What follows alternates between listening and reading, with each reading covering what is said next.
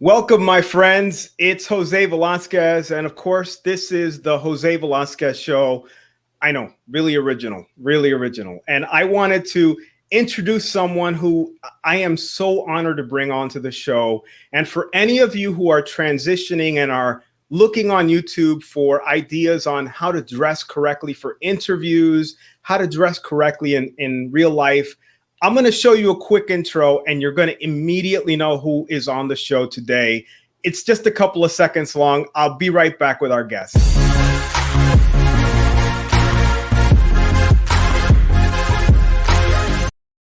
You know who it is. It's Antonio Centeno, and he is our guest today. Antonio, welcome to the show. Jose, thank you very much.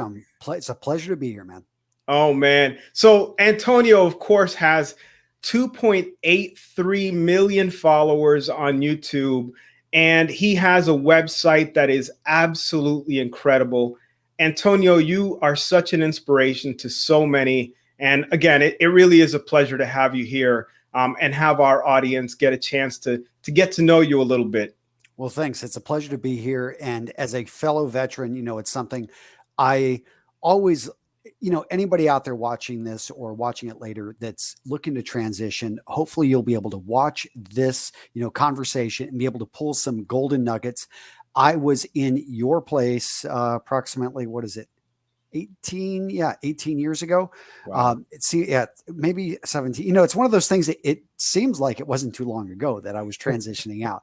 And I remember being lost. I remember not knowing, honestly, my head from my backside.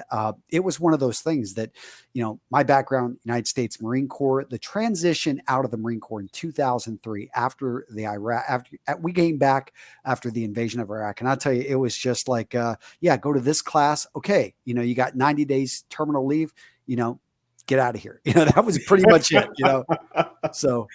Oh, man. Well, I'll tell you, first of all, I can't believe it was that long. I mean, you don't look old enough for it to have been that long ago. It was a ways back. But, Antonio, I would love to get an idea. So I don't know I know you were a military officer, but What did you do in the service?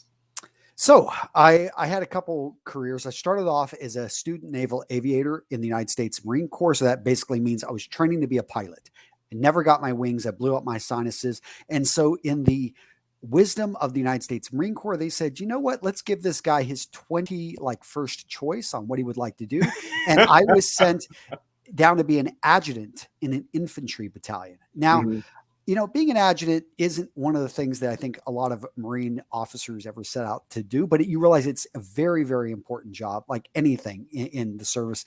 And it's one of those things that luckily, I was surrounded by great officers. I went to 3rd Battalion, 1st Marines, an infantry battalion based out of Camp Pendleton, specifically Camp Horno, California. And it was amazing. In the sense of, at the time, I thought it was hell. But looking back, and I think by the end of my time with 3rd Battalion, 1st Marines, I realized, you know what? I'm very fortunate because these guys, through, I think, a little bit of, it was the school of hard knocks, but I learned leadership. I learned how to be responsible. I learned how to put others before me because I had such great examples. I had a very strong staff NCO that my commanding officer brought in from one of his prior units. My commanding officer at the time, Lieutenant Colonel Crapperod, is now a 3-star general in charge of, I think, Marine Forces Pacific. I mean, the guy, I think he's going to become the next commandant, but we'll see. It was when you're around people like that, you can't help but step up. Major Lee, my executive officer, he ended up making colonel, was in charge of Marine Corps Recruiting Depot San Diego. I know my former staff Sergeant Garcia, my Sergeant Cruz, all these guys that worked with me and under me.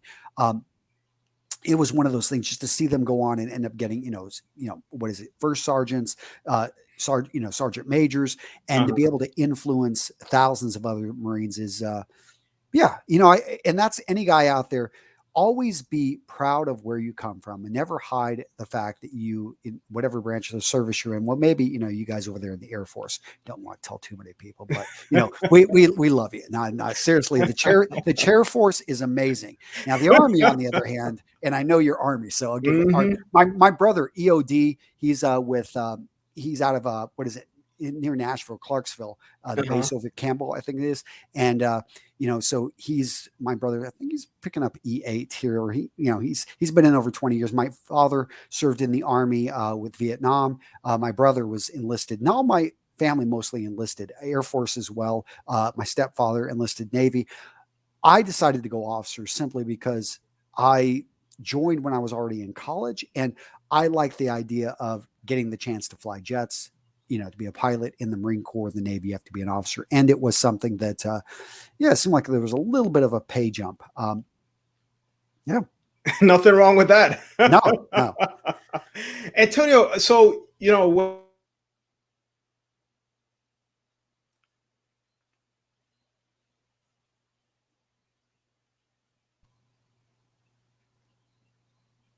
I'm sorry. Are we back? Yep, we're back. Okay. What was the question? So I was asking, as you were getting out of the service, were you was starting your own business like the first thing that you thought of, or what were you not thinking? at all. I thought, hey, I need to do, and I think a lot of guys watching this get this. It's like, I've done this the entire time of my time in the service. I need to leverage those skills. So I'm thinking, well, I was drawing a blank because I started writing down my skills. I remember, 6 months before I'm getting out, I'm thinking, my goodness, like everything I have here, like that means I got to get an office job, or that, okay, I'm a leader. What does that mean? I can blow stuff up. I'm pretty good I'm an expert marksman. I'm pretty good with a 9mm. Hell, I even know how to, I've got my buddy, that was the tank officer. Let me play around in the Abrams. Maybe I don't know, where do you translate those skills?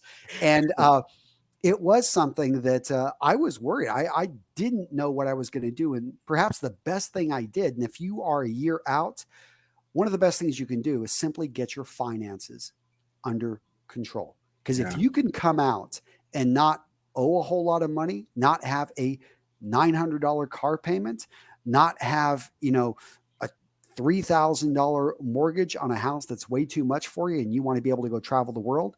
Right. So that was probably the smartest thing I did, is the year before I was getting out. And it even helped that I was stop lossed, which, for a lot of you guys that serve, you remember that, like they stop lossed us for the war. But it was something that I was pretty sneaky. I actually lived in my office for the last 6 months. And I just had a cot, and I would just hang out there. And because I was on duty all the time, I got to eat at the commissary for free, and it became a game. And so find ways to gamify putting away and saving your money. I managed to pay off my truck, pay off my motorcycle, and have no big payments because I was saving rent, not living really anywhere in California. I was just, again, like on my cot, and we're getting ready for a deployment. So you're not even going home much. Like, I know guys that have actually stayed in their car and just like on the beach, but I'm not going to recommend that because I think they kind of frown on that. But point being is, find ways to save money, gamify it, so that when I got out, I had saved $20,000, which was a lot of money for me at the time. And I was able to just live on my sister's couch. I traveled to Ukraine. I ended up, getting married, and I ran a nonprofit over there, working with orphans in Ukraine. I was able to do something because I wasn't a slave to having to make payments. I know some of you guys have kids. Some of you guys already have a mortgage. Some of you guys, you're not going to give up your Mercedes, whatever, your $140,000, supercar that costs more in your house. Point being is, maybe you can sell off those hubcaps. I don't know what it is, guys. I'm joking with you, but point is, get your finances under control. And I'll tell you, that makes the transition a lot easier when you are not sweating how you're going to be able to come up with payments for those things that end up owning you. Absolutely. Yeah. Sometimes it's a 1999 Impala that it's at 150%, interest. Yeah. Yep. And you had that former Marine. We've all seen those guys. They got right outside the base. They got the car hoods up, 0% interest. If you are an E1 or above, we finance you. Yes. Yep. E1, no problem, right here, right? So Antonio, you came back, I assume, from Ukraine and had the idea to kind of start this business. I assume, I don't know if it was your first business in the States, but fashion, seems to, just be an easy, at least you make it look easy. I don't know if it does, if it is easy for you, but You know, Well, it let's seemed just like face it. And if there's any Marines out there, you better give me some love out there. I don't know if you can engage with this, like, comment, guys. I'll tell you, like the Marine Corps, we all know how to dress. That's just, I yeah, mean, look at our uniforms. Now, seriously, we do have the best uniforms, but it is something I didn't know how to dress. I didn't know how to impress, how to look. So I'll tell you, but let's take a step back, because I did take advantage of a couple other things. A lot of you guys from Texas probably know about the Hazelwood Act, where any veteran who's a combat veteran can actually go to school for free if you've exhausted your VA benefits. I know here in Wisconsin, if you're a disabled vet, you can go to school for free. My kids can go to school for free. So there's like, look out there. The thing is a lot of these benefits, like, the people don't share them, especially state specific. So don't be afraid to ask for it. Heck, I've got, my veteran on my driver's license. It's got veteran on it. So I can always ask for the veteran discount anywhere I go. That 10% you save here, that 15% you save here, being able to, I just went to Glacier National Park. As a veteran, you can get, your pass for free. As a combat or a disabled vet, which I'm 40% disabled because I blew out my sinuses. But if you got that even if you're a 0% disabled vet, I believe you can get the golden pass, which is lifetime access to the parks. Yeah. So I took advantage and did a lot of research back in 2003. Nowadays, I know it's a lot easier to find some of this stuff, but you still have to do the work. And that's the biggest mindset thing that vets got to get out of is you don't have an S1 department to do your work for you. You can't tell if you were a colonel, oh, that's really nice. But guess what? No one's calling you colonel and they don't care. Yes, they will. Thank you for your service. But then get the F out of their way, because they want to get on the airplane too. And if you're used to, as a staff sergeant, in E5, being able to yell get those E2s, do whatever you want. Here's the thing. You can't yell at people that you're managing and working with in the civilian world. You're going to get ostracized, and very quickly you're going to find yourself, either getting kicked out of that job because, it just didn't work out, or you're going to have people just tuning you out and not listening, or you end up chokeholding them and you get a lawsuit thrown against you. But you're exactly right. I ended up going over to Ukraine, came back, and I went to business school, University of Texas, got my MBA, which was great, but it also really put in my head a lot of theory, not so much practicality. Again, I ended up taking a job up here in Wisconsin. That's how I moved up here, and fired promptly because I was way overconfident. I didn't know what I was talking about, and they did probably a good job firing me. However, it is something that I learned very quickly. I didn't want to work for anybody, and I didn't want anyone to have. I still had these ideas, and I thought they could work.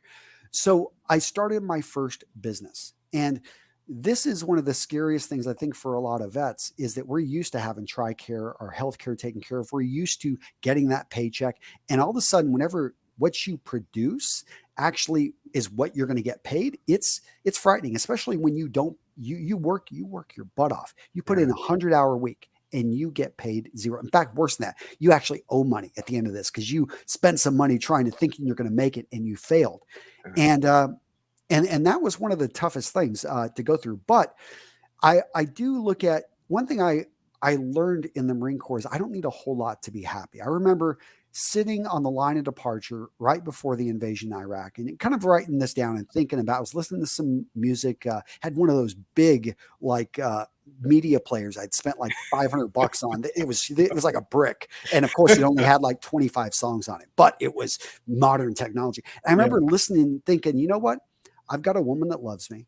That I got a great partner. That helps a lot when you got someone that's backing you up, not someone that's tearing you down.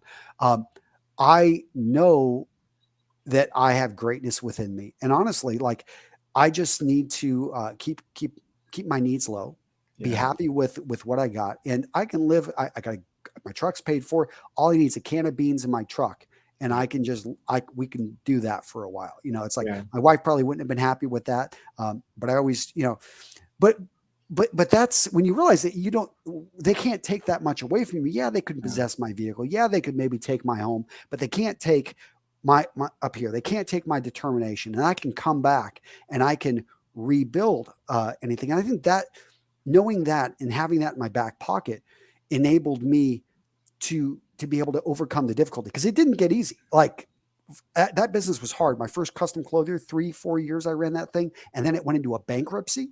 Oh, wow. No, it sucked. Like, but again, I have a great partner. I realized that, it's like I always tried to, I didn't spend much. I wasn't eating steaks, but I definitely, we always cooked at home. And to this day, I still live in the same house, which is paid for. I have all my vehicles, which are all paid for. I have multiple now emergency funds because, it's like, you just realize, and I think going through those tough lean times, which, a lot of guys, everyone gives the Air Force crap because they had ice cream machines in Iraq. We were like, holy cow, we don't even have hot food. You guys got ice cream machines. But still, the Air Force, those guys, they've got skills and they understand attention to detail, and they understand, we love you, air power. They understand that, hey, the difference of a millimeter can make a huge difference later. And those are the type. There's so many people out there in the civilian world that don't have that attention to detail. The guys in the Navy, they understand being away from loved ones. You're always on the boat. I had a friend, he watched his kids grow up, miss their birthdays. And so, what it's really like to sacrifice when everyone's complaining about how tough things have been in COVID. You're like, whatever, nobody's shooting at me. It's like, we know what it's like, to I think suffer in many ways. And that gives you a hard edge if you are willing to embrace it. You embrace that suck and you're like, hey, obstacles are there to stop other people. I'm going to find a way. I'm going to go under it. I'm going to find a way over it. I'm going to get it. I don't know. I'm going to, get a bazooka and I'm going to blow a hole right through that. It's like, I'm going to find a way. And I think that, it's just a great, it's a mentality that so many people don't have. They think that they are brave and strong for dealing with one or two no's. And I think most vets, you can deal with a few hundred because you've had, a gunnery sergeant yelling down, your throat, just ready to tear your head off. Yeah. And so what this is like, what pressure's like whenever somebody's life's on the line. And those are the type of things that, whether you're Coast Guard, whether you're Air Force, you've got that stuff. Yeah. I mean, that's really good advice. And it's really appreciative that, that those are the skills that, they're skills that everyone has. And I hate to say it, but when we look at you, we see such a polished man, which with so much success, and yet, at your foundation, you have. Well, you didn't tell them where I'm at. I'm like hiding out in my son's room because, I'm polished. I usually would be in my office, but I got to watch my three daughters and homeschooling. I mean, the internet's interesting because you can project whatever you want. But if you see me on a daily basis, I've got a uniform. This is pretty much my uniform shirt. I have like 5 of them, and I always default to them because my kids with their dirty hands can never, they stain them, but the stains come out. And you got to just have the courage to find what you want out of this life and go get it. I dress well and I pay attention to that because it's my industry, but also because I enjoy it. And it's something, and so many vets, we're used to being told what to do. And that in some ways is a great thing. But when you get out, the hard part is you've got to take the time to think and to figure out where you really want to go. Because otherwise you're going to be working hard, climbing a wall and find out you get the top of that ladder and you don't even want to be on this wall. And I'll tell you, oh, I apologize. I didn't mean to interrupt you, but I wanted to, share with you that, that brought back a thought that, I like to share with people is, you have to figure out what you want to do after the service because, you can't be, there's no leadership job that, there's no title called leadership out there. There's no title called, manager just solely. You have to be a manager at something. You have to be, a wrench turner. There's a job out there and an actual title for it. And sometimes we get, and you noted it a little earlier, I was a sergeant major, you got a colonel out there and we're so used to these titles and they don't necessarily translate. It's those skills that translate. And of course, you used all those skills, in a very particular way. And did you kind of start out on social media and on LinkedIn? Did you just turn it on one day and say, I can probably use this platform like YouTube to get my message across, or was it something more, more regimented than that? Well, I want to tie into what you just said, and that is that, don't look at it like starting over. If you have 24 years in and you were a sergeant major, or if you had 4 years in and you get out as a corporal, it's not that you're 4 years behind your brethren, or the people out there in the civilian world. You're coming in with a magic accelerator button. However, before you hit that accelerator button, you've got to be aiming in the right direction, and you've got to pick up those basic skills. But you can pick up those basic skills so much quicker. What takes the average, American, like what takes 5 years for them to get a 4-year degree? I'll tell you, like if you really applied your military and veteran mindset, you should be able to get this thing in 3 years. Like no reason why you can't. That is, you think about that, that is 60% of the time that it would take an average person. So if you can do everything in only 50%, 40%, 60% of the time, all you basically just need to go into a job and say, hey, like I'll work on commission. I'm not even looking to get paid this first month. I want to shadow you. And people love it. Like I had a friend, he was, as he was in the military, he would actually go in and shadow and talk to people, because who doesn't want to talk to I'm an active duty, Tom Morkis. Do you know Tom? Yes. Yeah, amazing guy. And he did this with Seth Godin. I mean, amazing thought leader. And said, Seth, I just want to, they gave him free tickets to the events. People always, it makes people feel good to give to the veterans. So use that leverage, but don't rest on it. Like show up and impress. Like he took all these notes and he followed Seth around. And he's like, you know what, can I turn this into a book? Seth, was like, sure, why not? I think Tom was even in his uniform and was like, why not? Like, I want to give back. So he wrote a book. It took this, it was Seth's info, but that he was giving out free. But Tom put it into a book. And now he's, an amazing book publisher that has a publishing. He's got all those things, living his dream out there in Colorado. Tom's a great friend, and that's what impressed me about Marcus is that he's always out there, going after it. He's not somebody that waits for things to happen to him. If you wait for things to happen, you're going to get leftovers from those that hustled.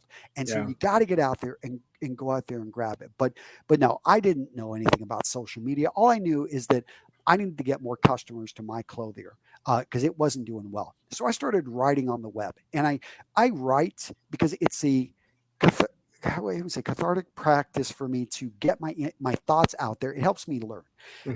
But what was interesting, I was doing this in 2008, beginning of 2008, late 2007, and a guy named Brett McKay of The Art of Manliness found my writings, and he's like, hey, like you're really good about style. Can you help me? Over at my blog. And I'm like, okay, like why not? I liked his mission.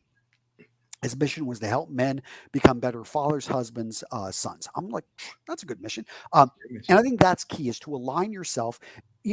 People join the Marine Corps. Well, people join the Air Force because it's a corporation and they want to get great skills, and they do little. They read the stories.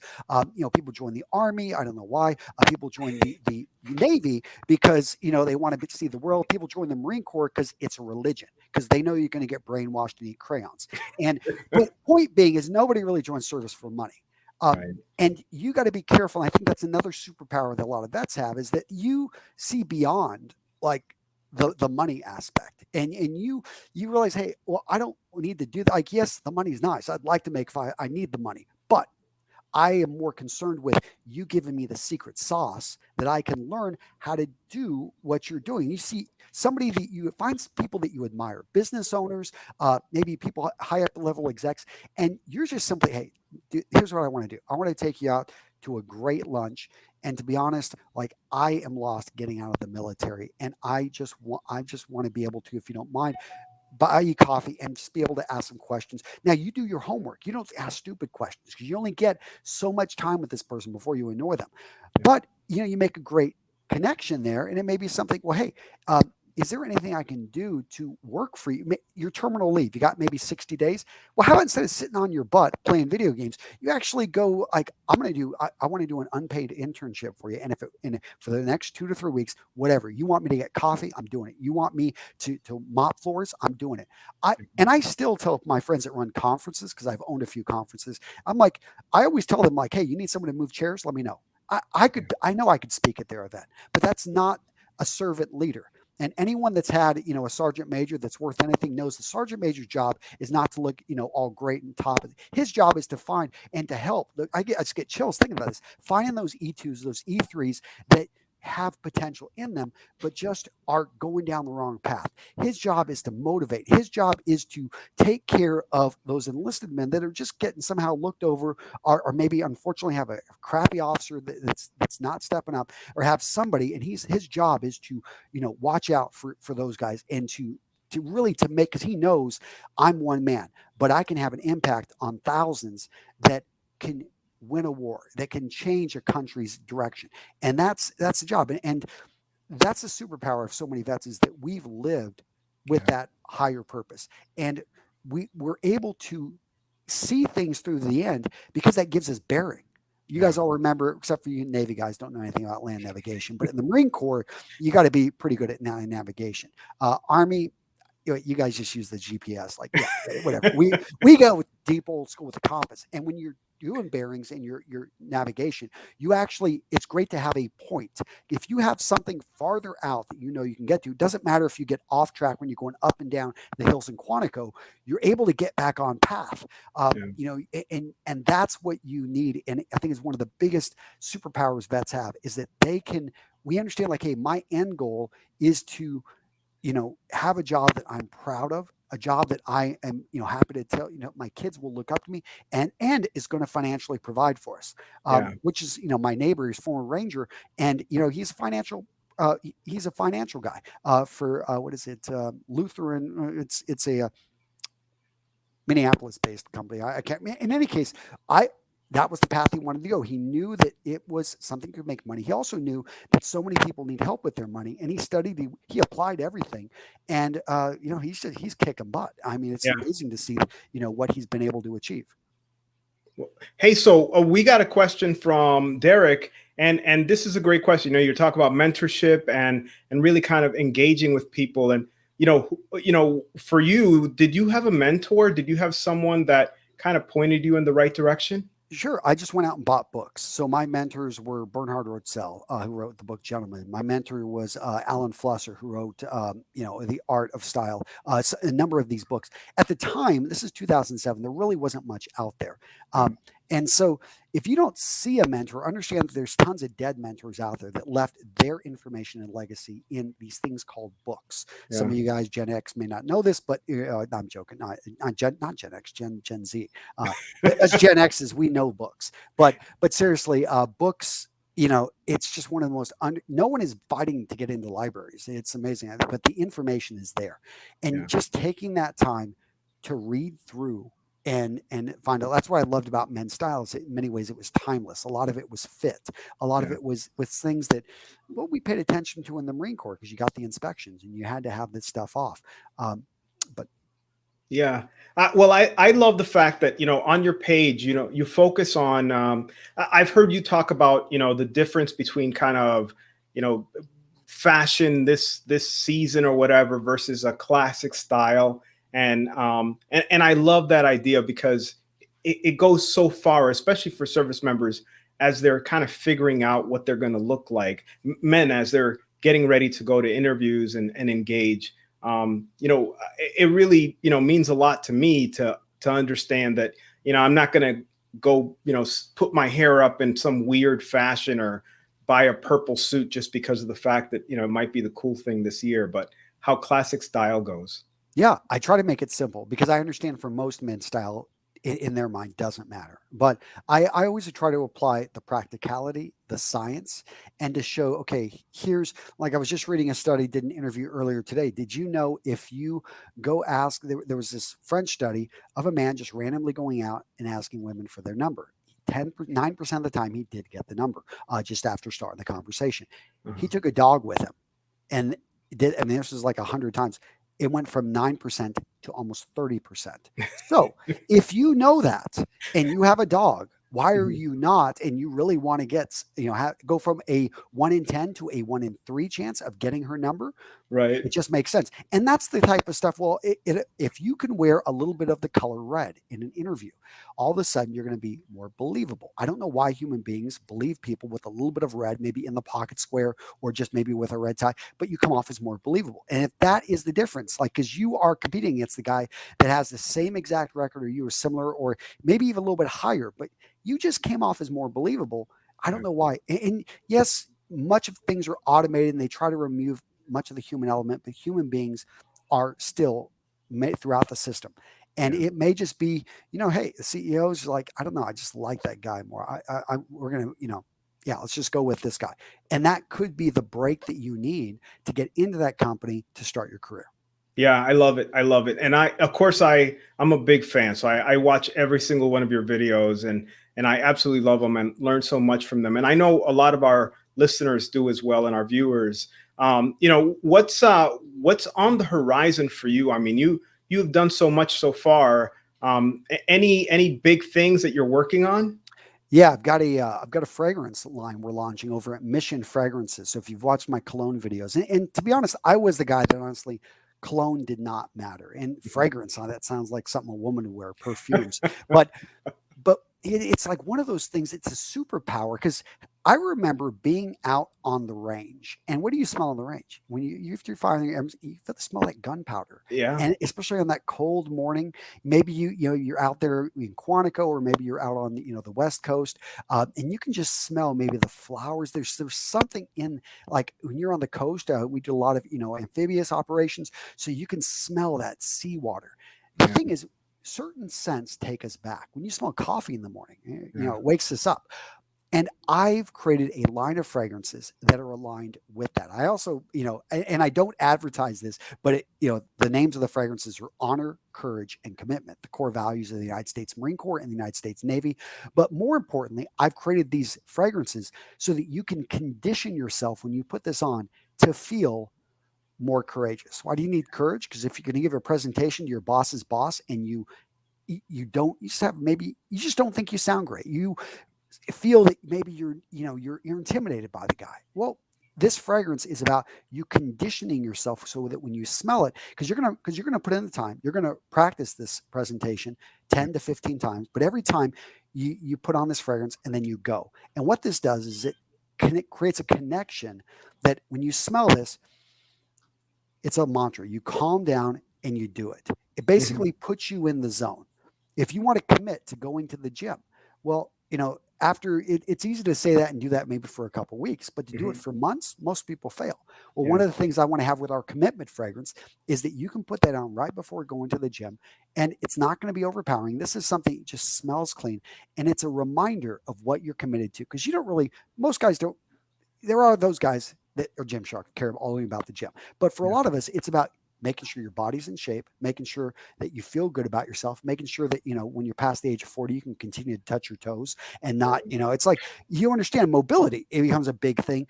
And this smell becomes a reinforcer to commit it. So, and I haven't seen anyone do this in the fragrance community. So I worked with a lab up on the East Coast. They're going to be amazing fragrances. So Yeah. even if you don't buy into anything I'm talking about, the set, it just looks good. And Yeah. I'm like, worst case, you just get 3 amazing fragrances that, yeah.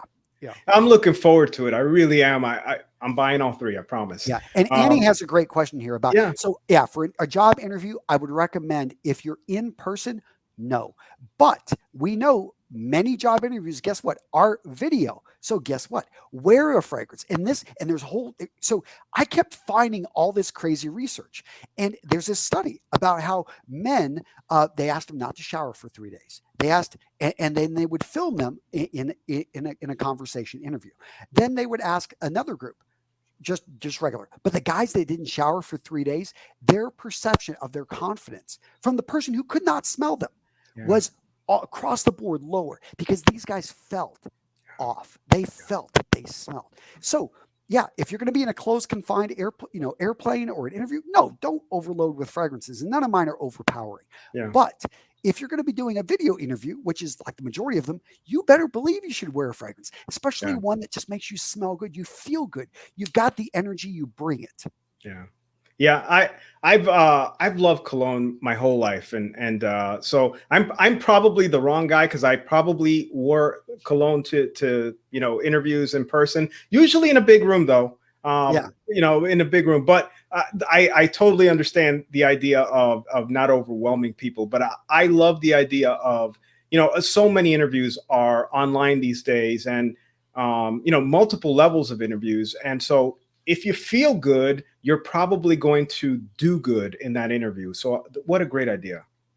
Yeah, I mean, Go ahead. again, I'm one of those people, and this is what gets fun, is you start doing something that's different, something that's a little bit contrarian, because all the fragrances out there, most of them have like a guy with 6-pack abs jumping into water, and that's cool. You know, I'm all about sex appeal. I'm no prude. I definitely, yeah, well, I've been married now, with my wife almost 20 years, but it is something that, like any, well, when we go there, point being is I think there's a lot more to fragrance than just sex appeal, and Yeah. it's so much more about like how you feel and confidence and being able to focus in. If you want to get more energy out of the second part of your workday, you got a fragrance that helps you focus. Why not? Why not? Absolutely. I agree. I agree. So, Antonio, I recognize your time is limited, and I surely don't want to, keep you for super long. But I am so thankful that you're here with us and answering our questions, because our veteran community, can really benefit from you and your sage advice. Not just here, of course, but on your channel as well. I definitely wanted to just bring up, how people can reach you. I know you've got your website and you've got your YouTube page, and if it's all right with you, I'm going to pop those up on the screen. Yeah, yeah. Just use my contact form at my website. It's the best way to get a hold of me. So Real Men, Real Style is so helpful, and it has such depth to it. I know that you've probably put a lot of work into that, to make it meaningful for your users. Yeah, we just revamped the website. I think it looks pretty good now. It was getting a little bit kind of rough looking, but yeah, we spent the last 4 months revamping, rebranding the website, and it looks good. Yeah, I love it. I love it. And of course, your YouTube page, you're always putting stuff on it, and I just absolutely love your page. Yeah, you have a lot of people on it. It is. We've been able to reach, quite a few hundred million. And, it makes me proud to know that there are men out there that are caring and preparing. What's interesting is you meet some people that started watching my channels in high school. And now, we've been doing this almost a decade. So, I run into them, you meet these people and they're like, man, like, and now, as a 24-year-old, it's like, I was watching you when I was 16, and I'm just like, goodness. Man, like, wow, but it's cool to see that somebody took this advice and it got them a job, it got them the dates, it got them, the chance to be able to pitch their company. And that's, I think again, it gets back to mission. Yeah. I think a lot of us, we're very frustrated what we're seeing going on over in Afghanistan, because we didn't do it for the money. We didn't do it for, we lost people, we lost friends, but it was always about mission. And, you see, that's always, politicians, they always seem to screw it up. But, I always was proud to serve with other vets that, and that's why, I definitely wanted to make time for this. People that have a bigger mission, and that's rare. That's not seen as much. And, I was in Medora, North Dakota. I don't know if you've ever been there. Huge. They've got amazing, they dedicate a lot to Teddy Roosevelt.